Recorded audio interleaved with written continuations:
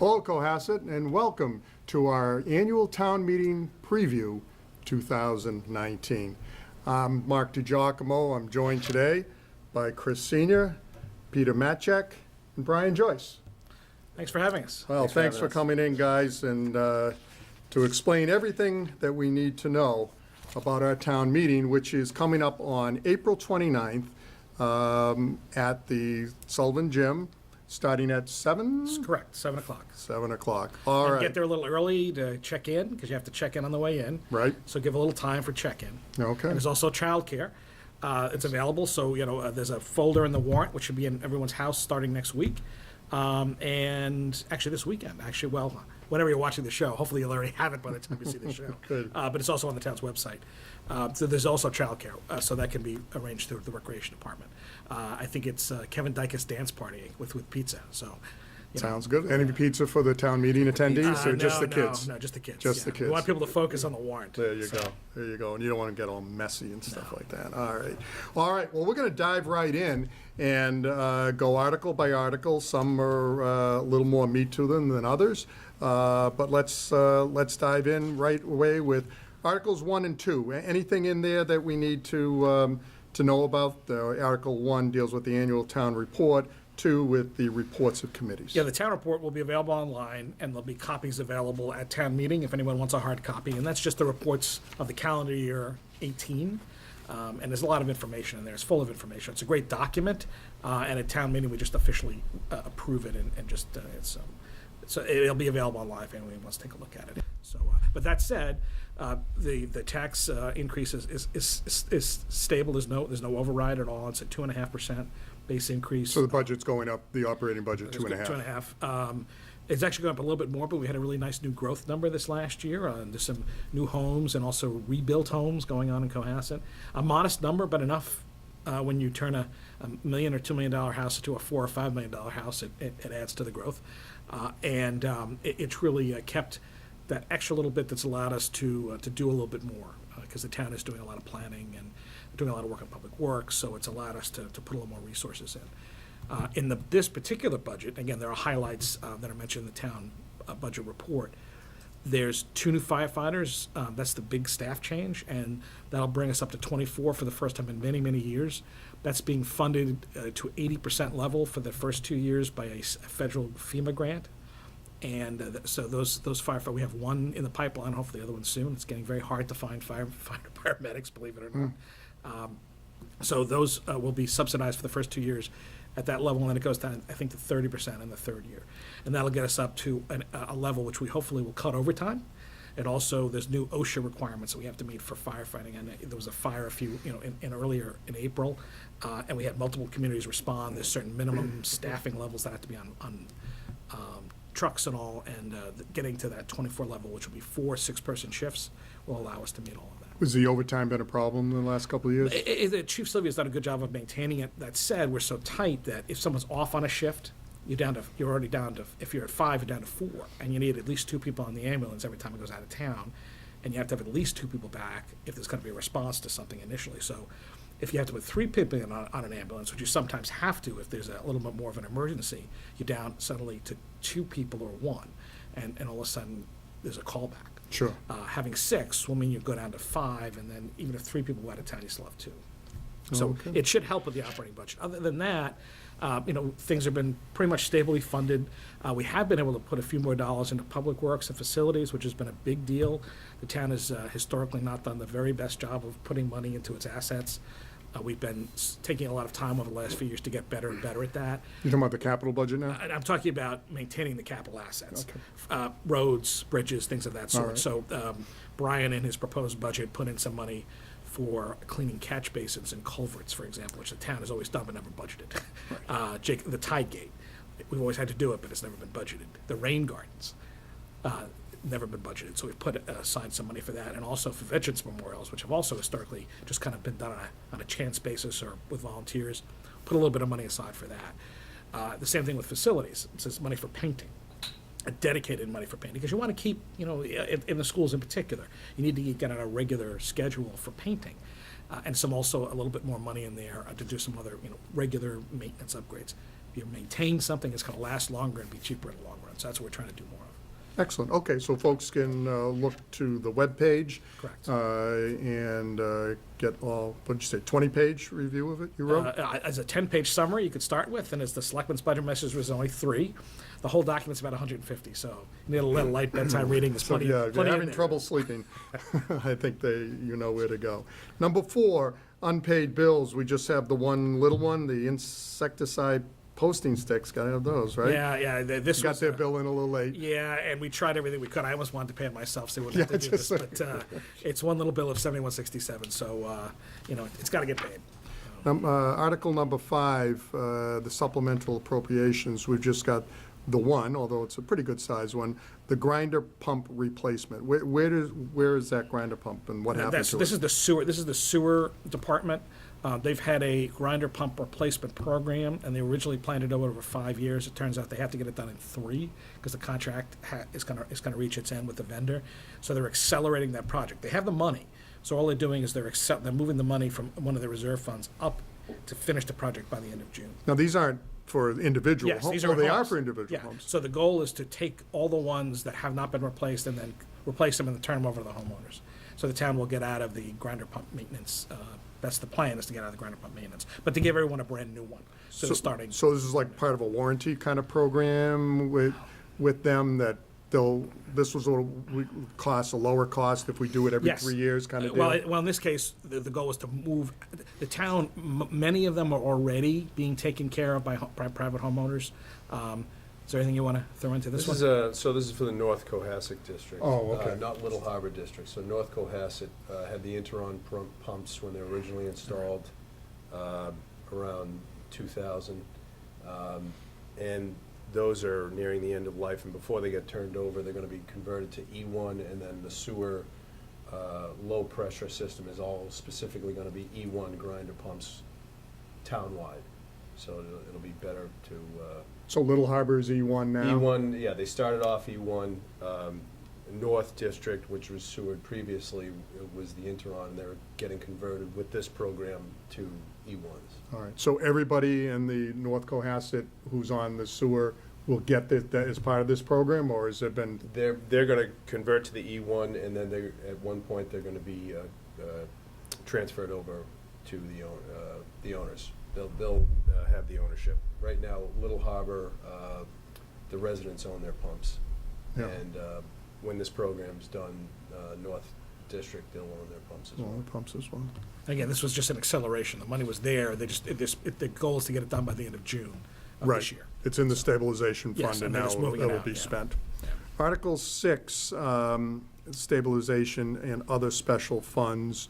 So these are, this is the free cash that we're moving around? or- Yes. Yeah.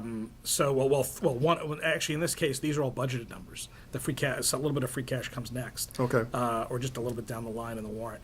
Every year, the town makes deposits into a stabilization funds. The general stabilization is for anything.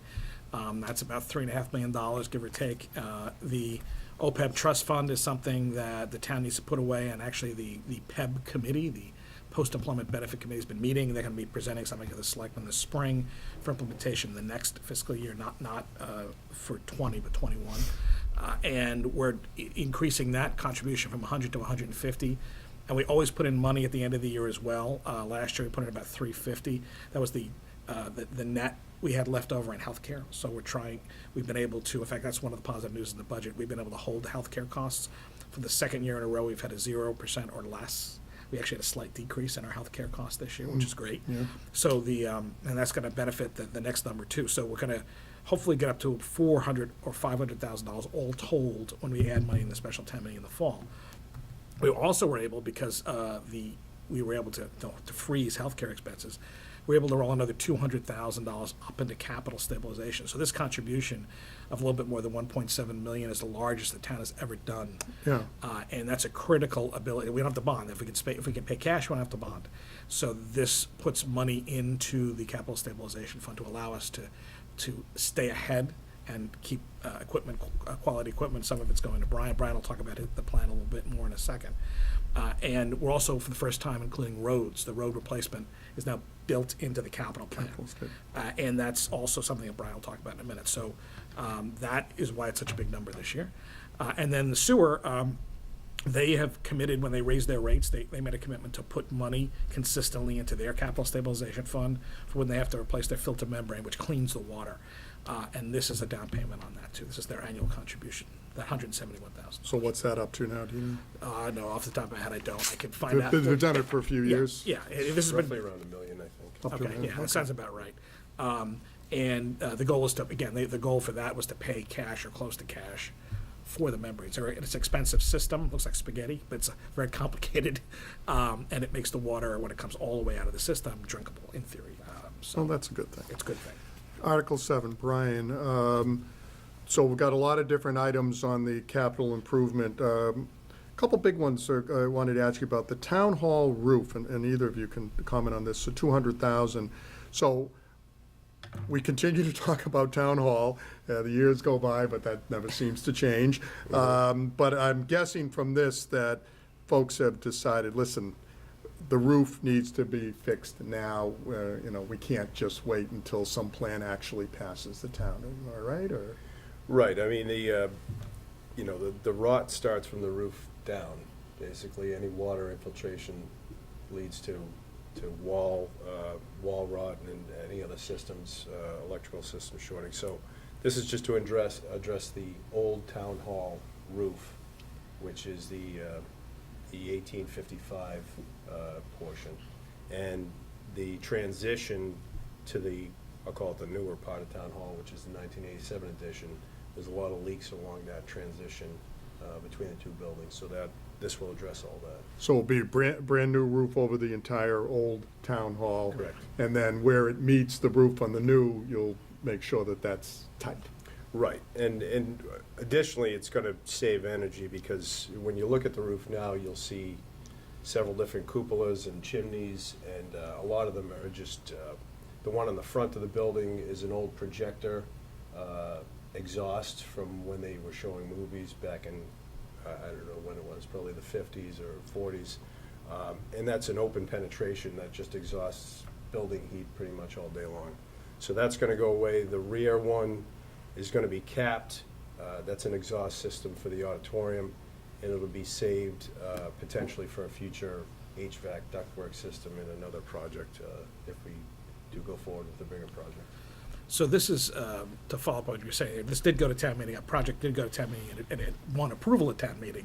It just didn't win approval Lost for in the the debt ballot exclusion, box, right? It was a close vote, but it didn't make it over the line. So the selectmen said, hey, we have to go do some more analysis. So what's been happening over the last year is a look at, well, what will it cost to do repairs? And a study is out, it's actually on the website, which came up with a number of roughly $7 million just to do repairs in the historic and the addition. That doesn't make anything better, it just makes it to code. There's pre-war, when I say pre-war, I mean pre-World War II wiring in the historic structure. The piping and the plumbing all has to be redone. It's stuff that's not sexy. I mean, we can see the outside and the paint. Well, that's most certainly an issue. It's what you don't see that's more significant. So we deep dived into that, and we're now also in the process of looking at, well, if we take the addition and move around the walls, what can you do with it? Because there's apparently more of an ability, as we've discovered, to do some potential renovation. And based on the needs analysis that was done as part of the prior study, can we fit it? What could be fit? So the architect is doing a look at that. That won't be done until after town meeting. So as part of the conversations, the town leadership said that we can't not do anything. And the roof was the project that could be done without impacting any future decisions. I mean, the decision's been made that the historic building's going to be maintained. So that's clear.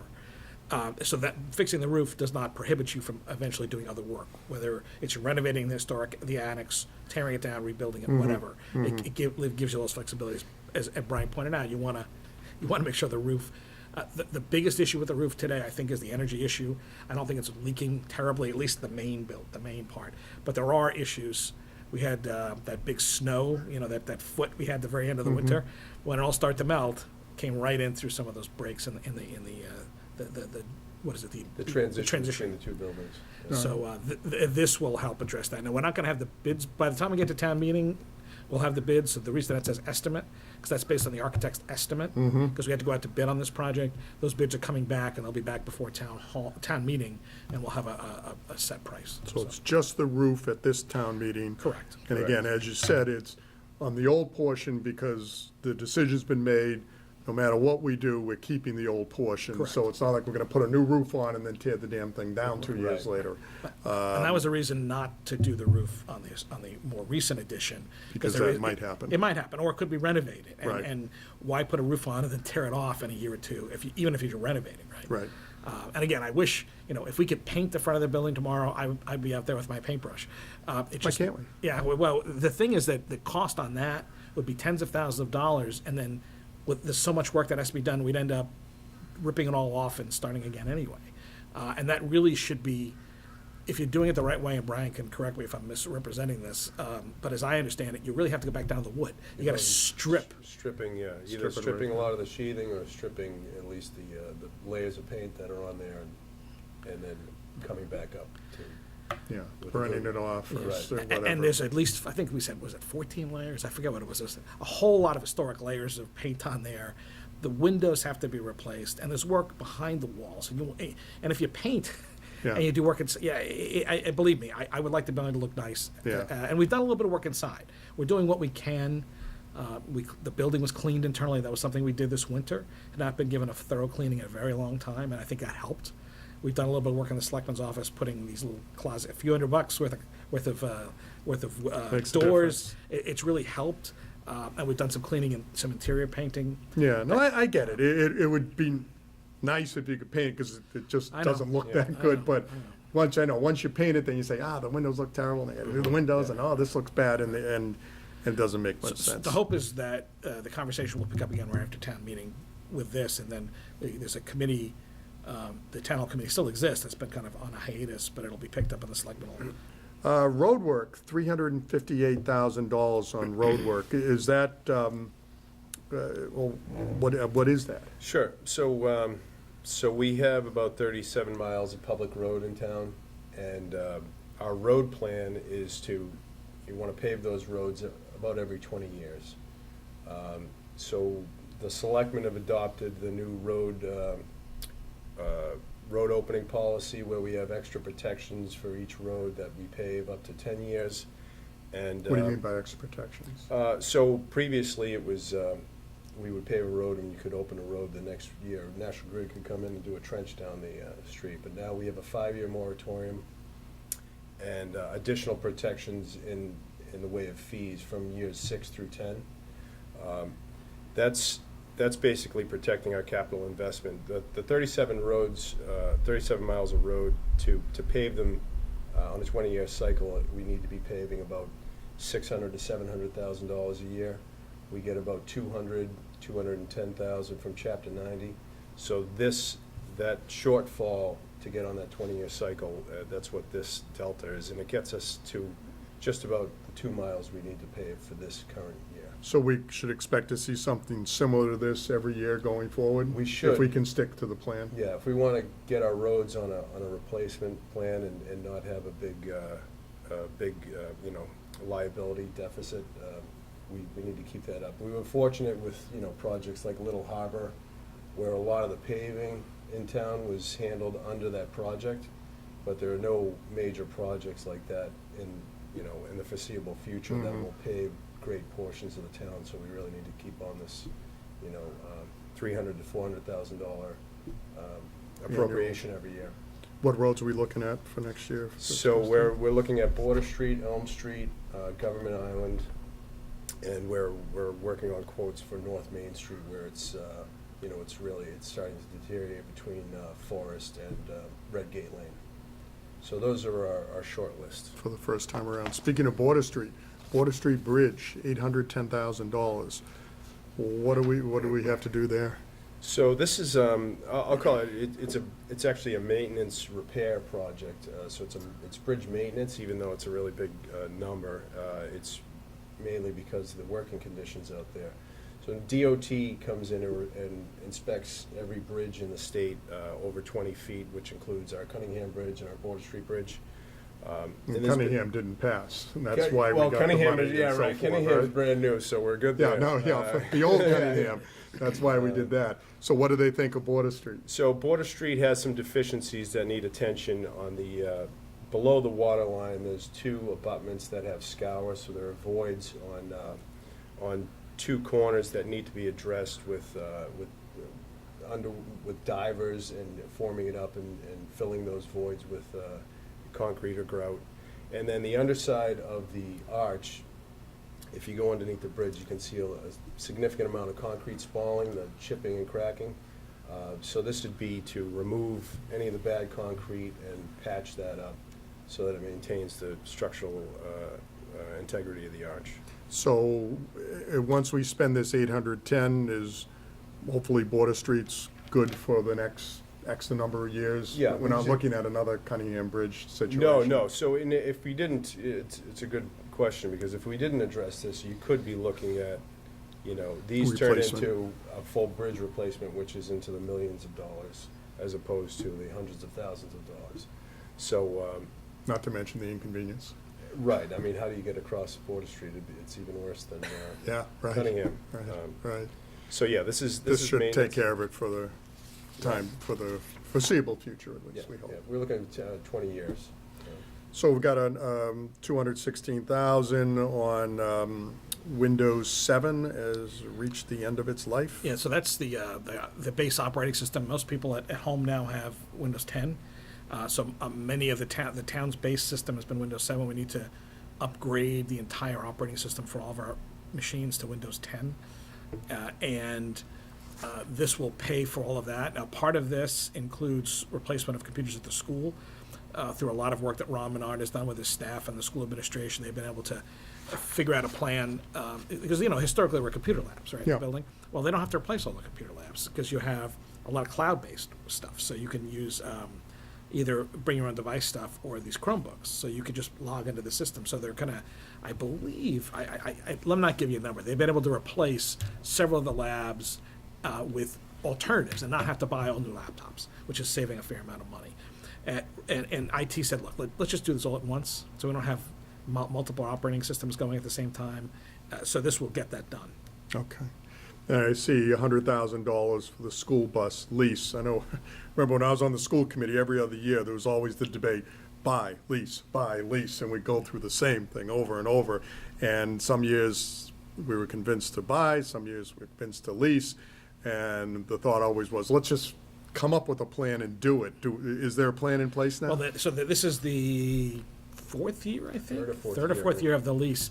So a decision was made, let's just get all new buses at once and lease them, and then after, we've done 3-4 years, turn them back and get new ones, and that's what we're coming up on. Staggered leases, or? No, all at once. Oh, so we'll do the whole new Total fleet replacement, every 3 or 4 So years? it keeps the fleet, it always meets code. Mm-hmm. It's always in good shape, and there's enough turnback value. So we're not, you're not paying an exorbitant amount of money. We still keep a couple of buses. Is it 2? I forget now. I think 2 for athletic Yeah. activities. So this And town it's still the- owns a couple that, again, mostly for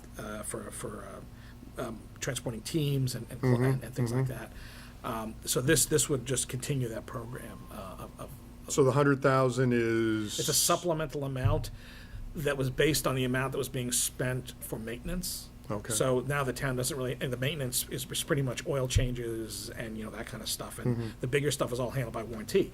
So there's no longer a mechanic on staff. And the savings now is going into keeping the buses. So that was the difference, so. All right. Brian, I've touched on a few with any of the other ones you want to highlight here, and there's a lot of them here. They're pretty self-explanatory, many of them, I think. Yeah, just major pieces of equipment, wide lawn mowers. Right now this is for an 11-foot mower, which is it has wings. It allows us to more efficiently cut the bigger fields like Milliken, Town Common, Beechwood Ball Field, some of the other big fields, as opposed to the 4-foot ride-on mowers that we're using now. The sidewalk plow. It's another specialized piece of equipment. We have 15 plus miles of sidewalk in town. And this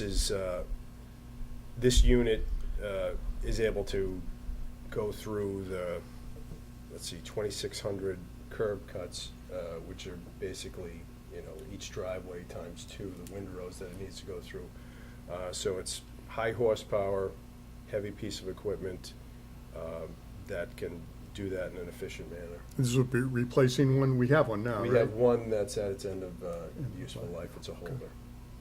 All right. A company's gonna come in and do an audit of all of our building systems, major pieces of equipment, give them a life cycle analysis, condition code, and create a database for us so that we can manage and create, it'll be a work order, a working database that our facility staff will create work orders and do the PMs and CMs on. We've actually started to move in that direction, so the facilities guys now do a lot of electronic work orders.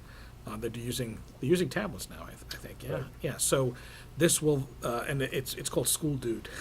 So, School Dude? School Dude, yes, it's the Dude Solutions product. I know, I didn't name it, it just is what it is. So they've really moved in a great direction, and we've been trying to upgrade the skill level of the staff. What this will do is give us a benchmark, as Brian said, a baseline of all of our major facilities and where they are to populate this upgraded database we're going to be purchasing, which will allow us to really do a much better job of not only maintaining but planning for maintenance and capital repairs. So about 2.5 million, and it looks like the Selectmen Advisory, capital budget, probably folks are on board. Yeah, there's been pretty much unanimous votes on everything. The only things that are going to be waiting, and people will hear at town meeting, is the roof. Yep. And we're going to have some just final comments on the sidewalk plow, which option people want to go recommend. Either way, some decision has to be made at town meeting on the sidewalk plow. The guys have done a great job of nursing this thing along, but we're at a point where we have to make some decisions. Because as much as we'd like to, we can't do it with snow blowers and the guys shoveling. Right now, the equipment allows us to do one shift, one guy, or at least one shift all around town and getting them cleared, because the sidewalks are one of the last things we do. And you can have a winter, even this winter, which was comparatively mild, we got hammered with that storm at the end, and a couple times when it snowed, it froze. Right. And you want to make sure the sidewalks are clear. Kids do walk to school. And the schools will stay Yeah. closed unless the the sidewalks Right. are clear. So I don't think we want to be in a place where that happens. The kids may, but yeah. I don't think we do. No. Article 8, departmental revolving funds. So this, as I understand it, puts some limits on some of the directors, including yourself, on how much you can spend the revolving funds. Were there limits before? Yeah, so what happened a few years ago is, as part of this Municipal Modernization Act, you used to have to authorize these every year, but now they're in the bylaws. But what has to happen every year, though, still, is the max amount that can run through the fund is set.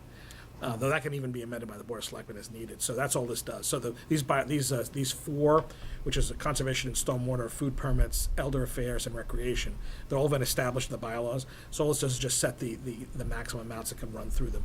Rec, for example, all the money that comes in to rec stays in those funds. So the programs pay for themselves. That's one of the reasons recreation has been able to expand so much. So these are this article we're going to see on an annual basis. Yes, and this is an annual basis. We just Yeah. got to do it. All right, let's flip over to Article 9.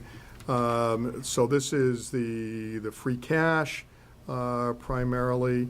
Let me ask you on contract settlement, $60,000. What is that? That's the last item there. We're in the process of, we finished most of the contracts, but we've had a couple of. The union contracts you're talking So about?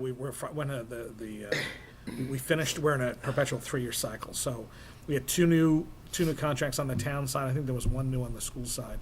So we're finished all but 2 of them, but a couple of them came kind of late in the cycle. So we just want to have a little bit of money set aside, because we had money for this year, but if they don't settle off until, we roll into next year, I want to make sure there's some funding available to settle. And it's not a lot of money. If we don't use it, we'll turn it back.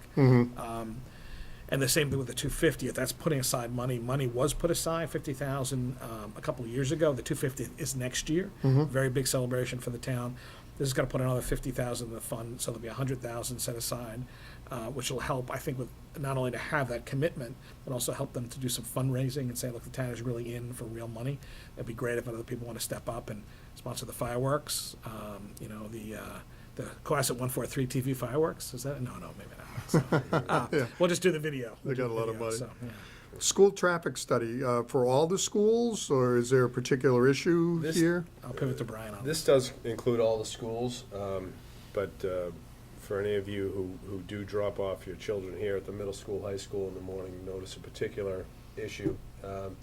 So recently, the traffic was switched from the front of the school to the rear circle of the school, and that was for public safety access. During pickup drop-off times, the entire front of the school was clogged up, and you couldn't get a fire engine there or EMS. So now pickup drop-off is in the rear, and there's congestion in the morning, and this will hire an engineering firm to do a study and maybe some recommendations on how, ingress, egress, and some give us some direction on how to make it better. For the middle high school? Middle high school primarily, but it also includes Osgood and Dare Hill. Just take another fresh look at all of it. Right. Okay. All right. Article 10, so we're gonna, there's some more work coming up on the Well, harbor? This or- is just, we adopt it every year as a just in case. Oh, just in case, okay. this So is there's an annual nothing one, actually no. planned? I Okay. mean, we always do some repair work on the seawall. There's always on a piece of seawall we usually repair every year. But if there's any other work that needs to be done, or if we end up winning a state grant, we want to have this approval in place. Okay, got it.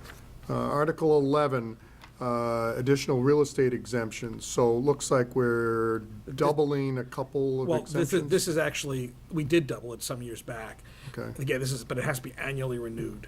So the Article 11 is an annual article as well. So nothing new here? Nothing new in 11, but 12 is new. Okay. So what happens in 12, so there's something called personal property. Personal property is not, like the bottle of water or your pen. It's really business, commercial property. I usually think about it as restaurants mostly, but it's, it could be computer companies, things like that too. And that is also taxed. That's it's a small, comparatively small amount, but it's also taxed.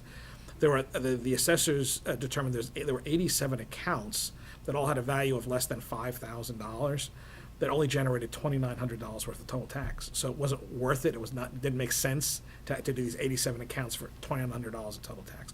The state will allow you to set a threshold to raise the minimums. No, it can't be any lower.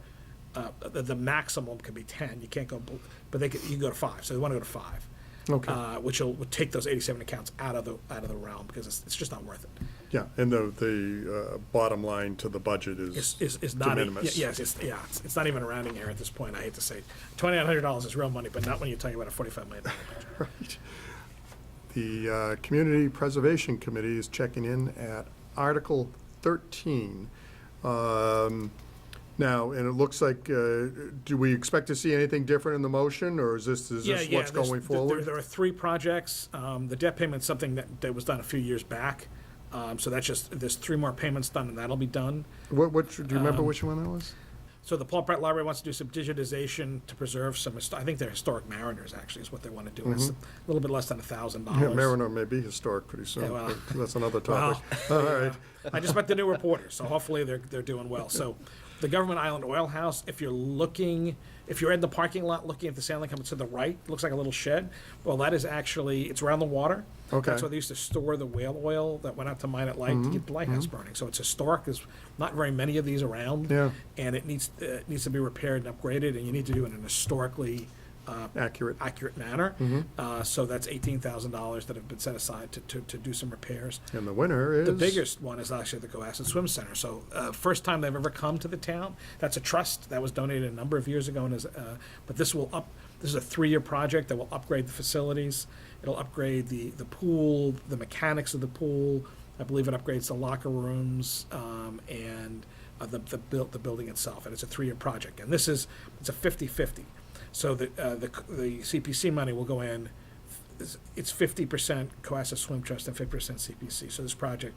It's an $800,000 project. Yeah, So 800 is for the full project, both years? Okay. Oh, well, I think they're looking to phase it over 3, but if they can Oh, do 3 years, yeah. okay. But 800 is So the they have to total raise price money tag. and they have to do that. So again, it's a 50. It's not like the 400,000 goes in first. It's every amount is 50-50 split as the project goes on. Does the trust have their 400, or They're they still need to raise fundraising. it? Yeah, Okay, still they're fundraising. raising They it. do have some, but they don't have all of it. And this is conditioned on the trust putting in their yeah. half? If they don't put in their half, then the CPC won't put in their half either. So. All right. And that's been also had a capital budget did give that a review and give them some thoughts about manage the project and the construction stuff, so. 14, we want our investments done under the prudent investor rule, which seems to make sense. I It guess. makes perfect sense. Actually, what exists today does not make any sense. So the town is bound by what's called the legal list. There are 22 stocks by law and associated bonds. That's all you can invest in. And that includes, believe it or not, Pepsi and Coke and McDonald's and Hewlett-Packard. No Massachusetts companies, none of the so-called FANG stocks, you know, the big techs and the big internet stocks. There's been talk about fixing this at the state level for a long time, and our treasurer collector Paula Norris did a lot of research on this because she's responsible for doing the investments. And these are the permanent funds. This is mostly, you know, the library trust and other money that's put aside in trusts. And then we also have money that's set aside for PEB, but that's managed a little differently under a different set of rules. And we also have, you know, the stabilization fund and stuff like that. So those are usually kept very safely. No one would recommend that you limit your investment to McDonald's, you know, and Pepsi and Coke and, you know, and a few and Altria, by the How way. about some tobacco. health food Yeah, stuff? yeah. I mean, Jesus. Well, but you can't even invest in an index fund, right? I mean, Sugar and- well, it give you a sugar high, but it doesn't necessarily give your stocks a high. So while there's been efforts to fix it at the state level, the state legislature hasn't picked it up, but a number of other communities have gotten enabling legislation like this, which allows the community to go off in its own way, which says, you know, the town already has investment guidelines. So this would allow the town to have a prudent investor policy, and the selectmen would adopt and oversee that and work with the treasurer collector. And again, even if it's something as simple as going to an index fund, which a lot of people have their money in the mutual funds in, that would allow you to grow with the market as opposed to being limited to just a handful of stocks. And I don't know the history. We've tried to get understanding. It just doesn't make a lot of sense. So when we talked about it, even with our state rep and state senator, they're like, "Really?" Like, yeah. So far, everyone said, "Hey, let's give it a shot."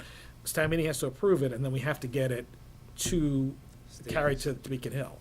So for a home rule petition. yeah. So the dozen or so that we can do now, that list is 22. going to be 22. That'll Go be away. expanded No, that would go or away. just go away? It would go away, and then you'd be So it's governed- just, we're not limited on any particular stocks? Yeah. What should be limited is prudent prudent, investing. right. And again, for government, that's pretty tight. You know, Yeah. you can't invest in, wild, speculative stuff. That said, it's it's actually a lot more prudent than what we have today. Because Right. investing in 22 stocks, which include Altria, tobacco, and, and fast food, is probably not the most prudent way to invest anything, much less permanent, reserves for the library trust and things. And did you say, so do we have a professional investment group? that- The town does, that manages our PEB, our healthcare Mm-hmm. reserve money.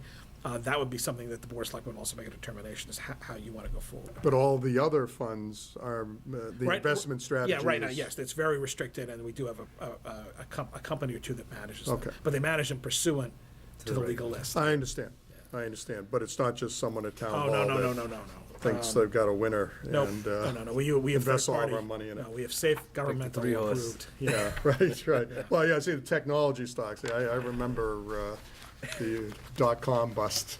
So technology stocks aren't always the best thing. All right. The little puppy dogs, Article 15. So we're doubling or, no, yeah, I Well, guess, increasing the Yes, fines. so it's not so much that we're doubling them, but the state already did.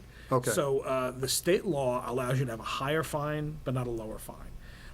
The state changed its laws this past year, so we're not out of compliance. So we need to raise our fines for various, and these are basically for noisy and nuisance dogs. This is not for pooper scooper and stuff like that, right? These are for much more serious violations. We have to meet the state minimums, and those are the new state minimums. So we have to bring our bylaws into compliance. That's really what this is. So. So these are dogs that are just barking nonstop all night Yes, kind of and we've been deal. very fortunate. We don't have a lot of issues in town. We have a great tri-town animal control officer, Brian Willard, and he's going to enforce it, but he has to enforce it pursuant to state law, or we'll be in trouble. That sort of makes some sense. Article 16, the electric billing aggregation. Again, as you indicated, we did a show for an hour, almost talked about all of this. Won't get into it yet, but let me, into that detail. Have you heard any negatives about this out there? Because, of course, we talked to the people who were in favor of it, and I tried to ask them what what they saw as possible downsides. Why would anyone vote against this? I wasn't able to get anything. Well, I think I can speak to what has been raised at selectmen's meetings, and I think one of the biggest concerns has been the way this is structured, and it's the way the state law is structured, is you have to opt out. Right. You're automatically in. Now, this particular article only starts the process and gets a plan developed. It doesn't actually, it'll have to come back to town meeting to get voted to the next level. So that has been the single biggest issue that's been raised. Now, that said, I don't know if there's anything that we can necessarily do about it, but we're going to explore in this first, providing this gets passed, we will explore if there's any other way to structure it. But at this point, that has been the biggest issue raised, that you're automatically in unless you affirmatively jump out. Right.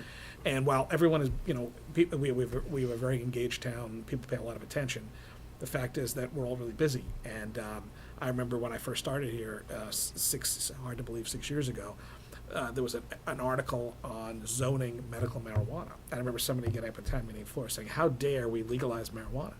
And because it did legalize marijuana, the state of Massachusetts did through a referendum, and that's even, since recreational has come since.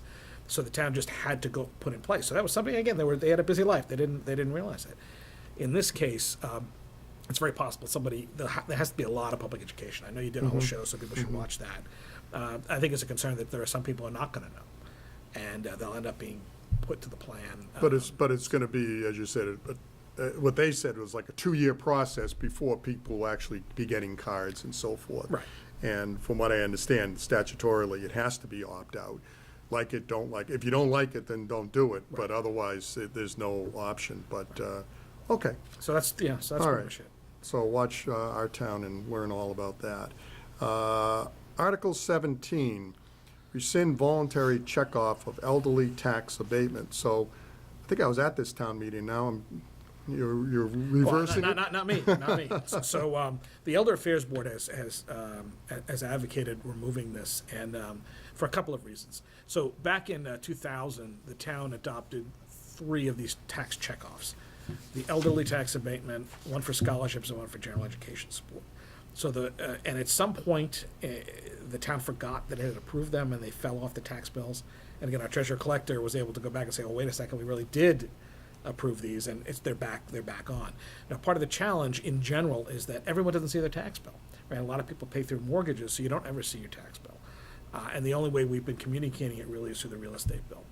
So a lot of people never see it and never get the option to check in. Another is there's not a lot of money that's generated by it. In order to use the funds, and I get right to this one, you have to have a committee, and it's a structured committee.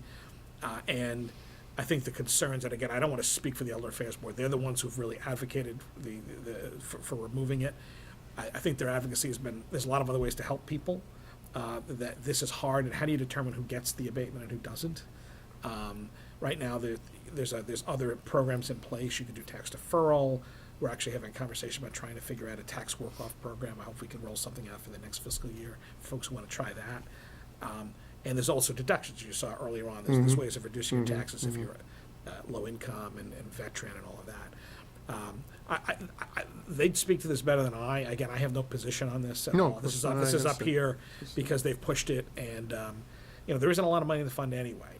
So I think their primary position has been, it's not really very effective. There are better ways of doing it. Let's not spend a lot of time on this. But there's nothing there's nothing here that replaces this. No. At this point, but you say they're working on something. Well, I think there are other options. There are other things in existence, right? And I think one of the things that we could try to start again is an elderly tax, a tax work-off where you can give some time and work off some of the tax bill. And we haven't had one of those in town for a while. And I've talked with our Elder Affairs folks about trying to create something that's really valuable for both the folks who want to contribute for the town as well. And sure. We want to have people having something fulfilling. And I think we could try. I think some communities have done some very creative stuff, and I think we can figure out something creative. Pete's been very patient, waiting to talk to us about Article 18, which may be one of the more controversial articles on Harbor Village work. Pain. Rezoning. Tell us what's going on. Yeah, so I first want to start off saying is the planning board has been working on this for about 6 months. And if you recall, back in the fall, there was a gentleman that came to the planning board and also the Board of Selectmen, and he was interested in purchasing the Cohasset Harbor Inn and proposed a redevelopment of the site.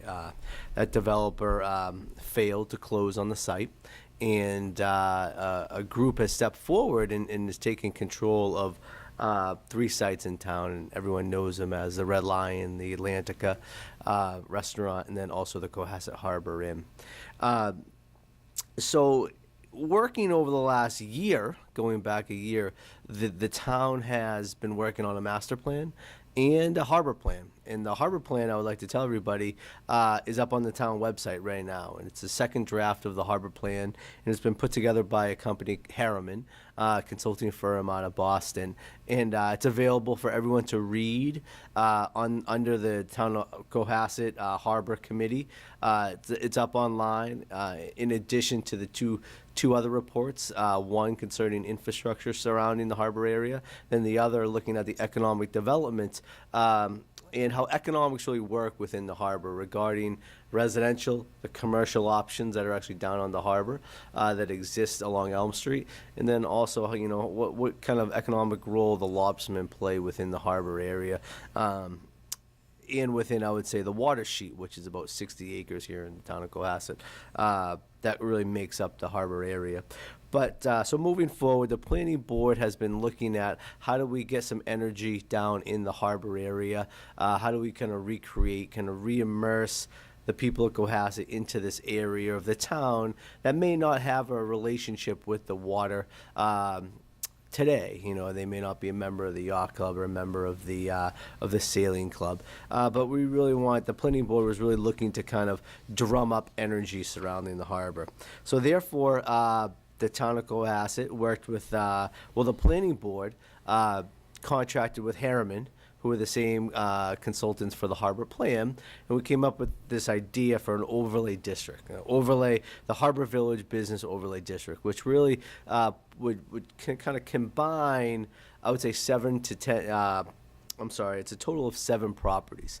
The largest property is Cohasset Harbor Inn site, but it also includes the properties across the street where there's currently a hairdresser. There's a building I know that used to be a gym in the front, and I believe that the new owners are going to be letting the Cohasset 250 actually rent some space out in that building. And so it really is to kind of combine that entire area. So right now, the parcels that are in this overlay district are zoned waterfront business district, and then they're also zoned downtown business district. And so therefore, the planning board is looking to kind of allow, I would say, owners within this property, or give these owners within these properties an avenue for redevelopment, reinvestment in their properties. And what the planning board is looking for within the bylaws, and it's actually stated, and the purpose of the bylaws is to encourage a vibrant mix of uses, and that's really not there right now along the harbor. And that is to give the ability to implement and develop multifamily residential, which is really not allowed in the waterfront business district. However, it is allowed in the downtown district, which would be across the street along Elm Street. And this is all via a planning board special permit and site plan approval. So this bylaw is really just giving the owners that have property on the harbor an avenue of redevelopment, and it's a redevelopment mix of uses. The planning board is really looking to, yes, add residential, but also allow commercial space to really kind of prosper in this area for people to, like I said, have a connection with the harbor, be able to go to the harbor and get a cup of coffee, get a newspaper. Maybe there's a retail store in the future. Maybe there's an ice cream shop. Wouldn't it be great if someone could actually walk to the harbor, get an ice cream at sunset? Or in the morning, walk down and get, with their dog and get a cup of coffee or a newspaper. And so that's what the planning board is really looking to do, is to add some vibrant uses and to really activate the edges along the roadways. Right now, if you walk around the harbor, the edges of Border Street and Elm Street are not activated. They're not talking to each other. There's no really interaction or cohesion. And so therefore, the planning board is looking for development of the edges so people can really kind of interact with the streetscape.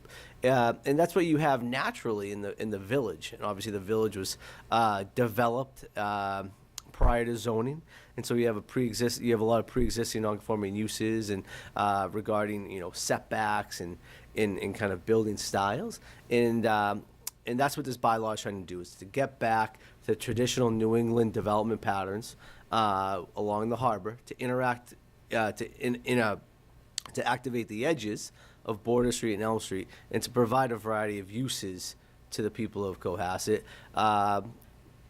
There's Mass General Law. There's a law called Chapter 91, and Chapter 91 is concerning filled tidelands of public use, and so any redevelopment along that harborside edge would have to allow pedestrian access on the water sheet, which is very important for the harbor to kind of develop into the next decade, and I would say the next lifespans of the harbor, and really the next decades for the Cohasset citizens. And part of the harbor plan, master plan, is to implement the harbor walk for the people to kind of actually move around the harbor, to connect all the elements of the harbor, which would include the docks, Government Island, the Atlantica, and so we were really kind of looking to piece everything together on a smooth transition from one area to the other area of the harbor. You talk a lot about residential, and so we're talking about condominiums, I assume. Correct. And apartments, we're not single-family homes. And I think a lot of folks think that the motel will be the first thing to go. And may have some concerns about what could be built there, understanding the special permits needed, but, the people could get it. For instance, height. Correct. And the planning board was very concerned as well. And I think that's when really kind of, if you flip to the back sections of the bylaw, specifically 22.8 under dimensional regulations, we address height. Currently, height is measured in the town of Cohasset from the base, from the median average grade, which if you take all, four corners around the foundation, then you would measure up 35 feet. The 35 feet comes from an average of the ridge line and the gutter line, and it's averaged between the two. And that has to meet 35 feet. And a little history here. Typically, firemen in historical communities carried 35-foot ladders. That was the maximum size ladder. And so that's where you got your height limitations regarding building height. So the biggest ladder on a fire truck of 35 feet had to hit the window, the highest window in the gable end of a home. And so that's where the definition for height comes into Cohasset's bylaw. So in this bylaw, we're saying the maximum height of any new building is 35 feet, but it's above base flood elevation. Base flood elevation is taking into account the new FEMA regulations, the new FEMA maps. And that's smart thinking here. We know there's going to be sea level rise in the future. If anybody goes to the harbor during, a 12-foot tide, a king tide, a spring tide, a full moon, you're going to see the water is right up on the edge. In Cohasset's already Over on Margin Street. You're over on Margin Street. And Cohasset's already taken these steps to mitigate some of the effect of sea level rise. Obviously Brian Joyce sitting to the left of me knows this all too well. A couple of years ago, the DPW had to raise Jerusalem Road about 3 feet. Because of sea level rise. And so adding in the definition to the definition, base flood elevation, is just taking into account the new FEMA flood zone map. Sea level rise and where we place buildings within a flood zone, I would say. And that's what this bylaw is looking to do. It's a little forward But thinking. knowing that, the bylaw could, instead of following the 35-foot to the middle throughout town, you could make it lower in this district if you wanted to. Correct, you could. You could say, hey, we're going to have to be up a few feet anyway. We don't want to block views, so instead of saying 35, we're going to say Correct. something else. Yes, you could. I come from from the consultant. The number one thing, one very important thing here in Cohasset concerning bylaws is consistency. And it's consistency within the definitions, in how those definitions are applied over not just over all town, I would say, districts, zoning districts and or overlay districts. And so we just adopted that definition into this bylaw. And I think one of the bigger concerns that folks may have is blocking any views, vistas of the harbor. Yep. Which we know has happened on Jerusalem Road, on Atlantic Avenue, the whole, from private homes and fences and so forth.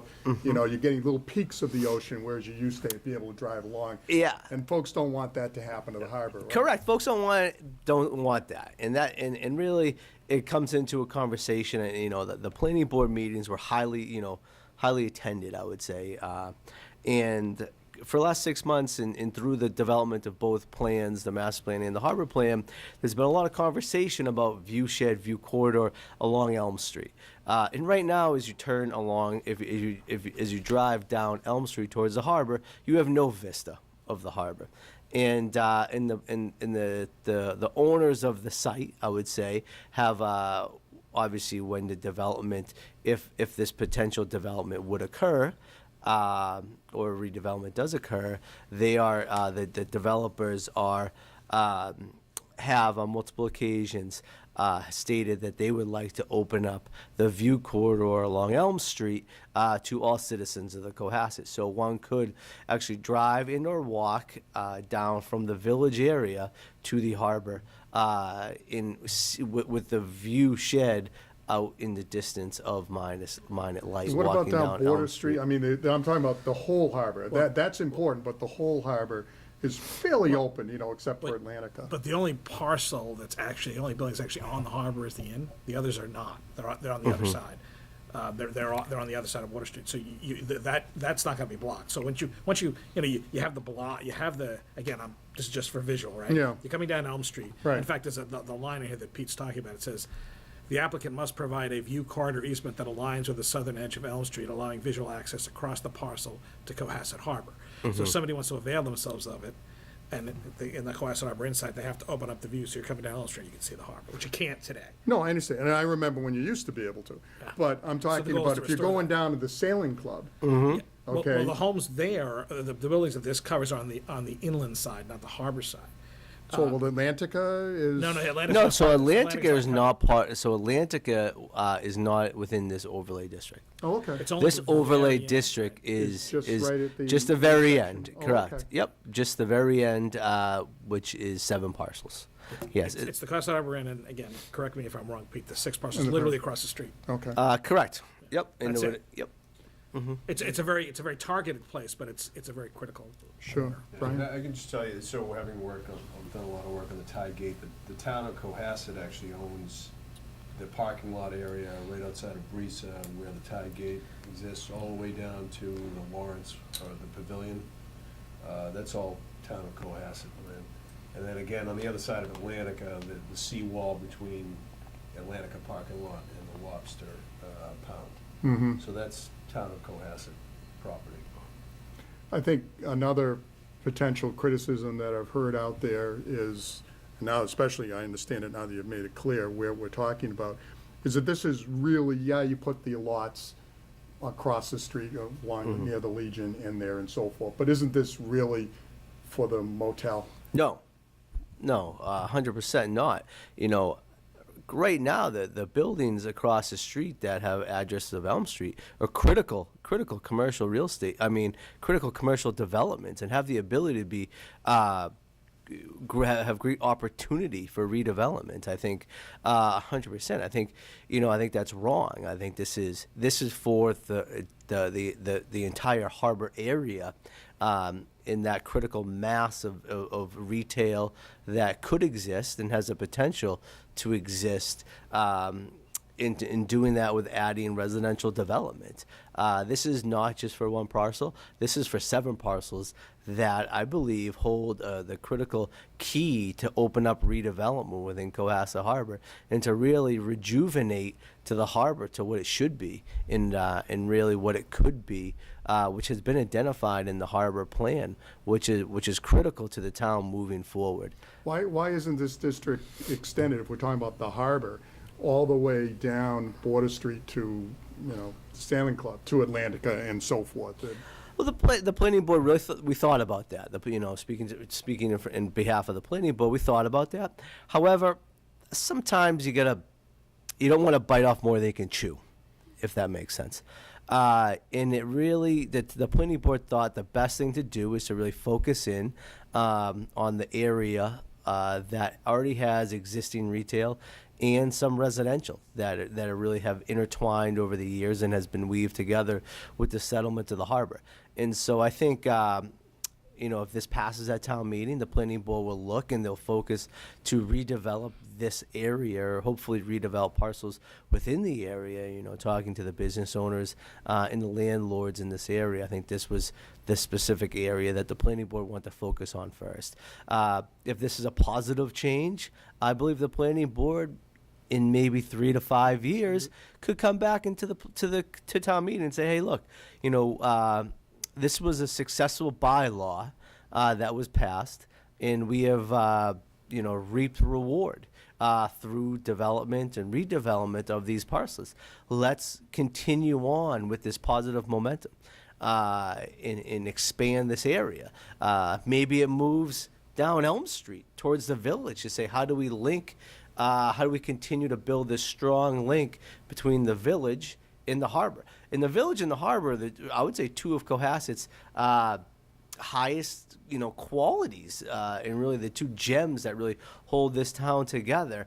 And it's Elm Street that really ties the two. And so you may see expansion to the village. You may see expansion down towards Government Island to say, let's continue on and to grow this district. But right now, in 2019, the planning board said, let's focus on this area and let's see what it brings. Thanks, Pete. Well, you had to wait a long time, but we got Thank you plenty so of much. information on that. 2/3 vote required at town Yeah, meeting, which in isn't easy. Mass general law, all zoning is 2/3 vote. It's not easy, and the planning board knows that. And I think the planning board has worked very hard and diligent through multiple public hearings, which were held at the Wilcox Commons, and to really propose something to the townspeople that hopefully will be seen as a positive. And from a professional standpoint, I believe this would be a very positive bylaw that the town would really be able to redevelop its harbor front with, and create opportunities for access for all residents of the town. And just to wrap this, so the Board of Selectmen Advisory Committee and Planning Board all voted in support and to recommend this to town meeting. The Selectmen unanimously, the Planning Board with one abstention, and the Advisory Committee by a vote of 7-2. And as I understand it, and Pete could correct me about the Planning Board member, I believe all of them, their concerns weren't with the ordinance itself, but more just to assure that there was conformance with a master plan and a harbor plan. And I think that that has been fairly well identified. So, and the zoning, the special permit will be given by the planning board, not the zoning board, as I understand it. Correct. The planning board would be the special permit granting authority within this overlay district. Regarding the master plan and the harbor plan, these are plans that have been, that were started about a year ago. Currently, right now, the harbor plan has the second draft. As I said earlier, it's available online. And the harbor committee is actually taking all comments from all citizens on this plan. All comments are due back to the planning office by May 1st. And regarding the master plan is going to be, up, ready to go for public review, I would say, in the next 2 to 3 weeks. Mm-hmm. Professionally, all consultants have been working together and really kind of talking to each other to make sure that all the plans, cohesively meet together. I know it's a very critical time to be putting forth a bylaw like this. However, I think it's very important that the town takes a real hard look at this and takes a hard look at the current environment of the harbor, and to really say, is this why I moved into Cohasset? Is this what keeps me into Cohasset? Because because I think that Cohasset, the waterfront could really see some with a little bit of improvements, could reap some major benefits. Terrific, thanks. All right, Article 19 is being indefinitely postponed. Why? The proponent has sent a letter, which will be up on the town's website, saying that they're not going to go forward with it at this time. Okay. So So this may be back, maybe not. Who maybe knows? back, but not for this town meeting, at least as of today. Same thing with Article 20. That'll also be- The proponents have also sent a letter saying that, again, that one's there's a little extra level of that. The selectmen and advisory committee have both said, look, we don't have any particular, we don't even want to touch the issue at this point. There's been a lot of conversation about town land. We need a policy, and there really isn't a clear policy on disposition. When I say disposition, it's not just sale, it could be easements or restrictions. And we need to have that in place before we really start talking about this stuff. So we're in the work, in fact, I'll be meeting with a subcommittee of the Board of Selectmen in the next week or so to keep moving on that. A couple of towns have them, you'd be surprised at how many don't. But we've, a couple of good, Ipswich has one, Wayland and Littleton, those are some of the examples we've looked at.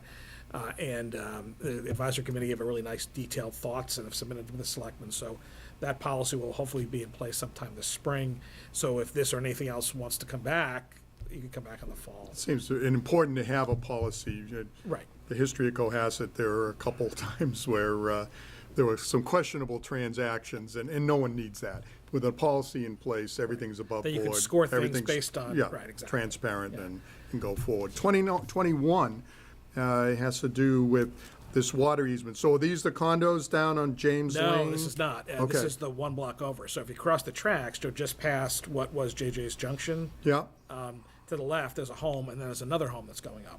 We're at the corner there, on Oh, Pleasant and they Cushing. tore Yeah. down the little ranches and put up the big. No, in this case, there was nothing. Furthermore. Yeah, right at the corner, it was empty, so the lot's been subdivided. Okay. So it turned out that in the backyard of that lot, and the lot kind of links between Pleasant and James, it kind of, so they found that there was an old easement back from the 40s that the water department isn't using anymore. Right. So after doing a lot of research, and again, the letter from the water department will be online, they said, we don't need it anymore, just in case, if there's still a pipe there. Yeah. Make sure you cap it at each end so there's no potential contamination issues. The main pipes are now under, Elms Meadow is a very active site now. It's a 12-month-a-year site now. Right. I believe all the pipes have since been laid under the street, which are much more accessible than somebody's backyard. Sure. So this will just cap Makes that. So sense that's all all good. around. And Article 22 is really just Article 16, that's the electrical aggregation. And this one will be withdrawn, as I Right, understand yeah, as it. Article 16 goes forward, this comes off. So there's a 22 article warrant, but it could actually only really be 19, Right. because 3 are really coming off, so. But I'm guessing that there will be some discussion on the zoning article Oh, absolutely. and I think and aggregation will have some, electric bills. So this will be, it's not going to be a quick one probably, but We've been, even when there's been a lot of matters on the warrant, again, by the way, even though the budget, so there's a lot of meat in a lot of these articles. right, people may have a lot of questions about the budget. Go online, watch selectmen's meetings, look at the minutes, and if anyone has any questions, they're free to stop by the town manager's office anytime in the next week or two before the meeting. A lot of information, a lot of work's gone into this. We actually start working on the warrant, the capital plan. We started over the summer last year. So the preparation for this happens many, many months in advance. And with the capital plan in particular, we've gotten better and better at this. We're down to 2 items, big items, but items that we've been able to get everything else knocked out. The budget, we've had a really good conversation. Everyone doesn't get everything they want, but taxpayers don't want to pay everything, right? So we have to keep a good value balance. As that said, we've been able to do a lot of very progressive things. We have a planning department, we have an HR department, we have an IT department. We're doing better work with facilities and public works, and police and fire, and the schools. So I think there's a lot in here that really meets the community's goals. The budget is a document about goals and values. What this does is it keeps Cohasset growing and moving in the right direction for the residents. That's what we're here to serve. So, I look forward to seeing everybody. Quorum's 100, but we like to have a lot more than that. Right, well, yeah, absolutely, and that's Monday. Bring your neighbors. April 29th at 7 o'clock, and you can bring your kids. Bring your kids too, absolutely. They can't vote, but they can have pizza. They can have pizza. Yeah, they can have pizza. Right. So hopefully we've helped explain a lot of these warrant articles, answered questions, maybe shorten the town meeting a little bit. But it's always interesting, and again, encourage folks to get there early, 7 o'clock on April 29th. I'd like to thank everybody coming in here, Chris, Peter, and Brian. Thanks very much. It's been very helpful. Thank you, Mark. So that's it for now. Don't forget, get to town meeting and keep watching Our Town. We'll be following all of these and many other issues. Good night.